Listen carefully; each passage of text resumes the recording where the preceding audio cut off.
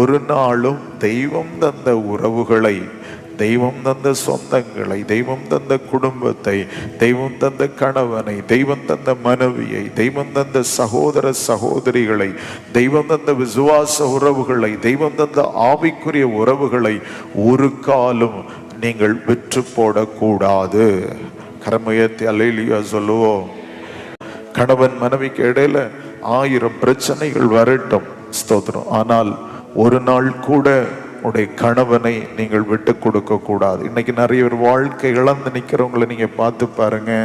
அவங்க யாருன்னு நீங்க கேட்டீங்கன்னா, வீடுகளில் வருகிற ஒரு பிரச்சனை நேரத்தில் தன் கணவனை விற்று போட்டவர்கள், தன்னுடைய மனைவியை விற்று போட்டவர்கள், தன்னுடைய மருமகள் செய்த ஒரு தவறை, ஸ்தோத்திரம் பாருங்கள், மன்னிக்க முடியாமல் எல்லாரிடத்திலும் விற்று போட்டவர்கள்.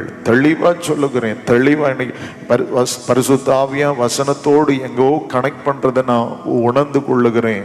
தெய்வம் தந்திருக்கிற இது ஒரு சாதாரணமா ஒரு இன்ட்ரோடக்ஷனுக்கு தான் நான் இந்த பகுதிக்கு வந்தேன். ஆனா ஆண்டவர் தெளிவா சொல்லுகிறார், ராகேலுக்குள் இருந்ததான அந்த அன்பின் சுவாபங்களை கர்த்தர் உங்களுக்குள் கர்த்தர் தருவாராக.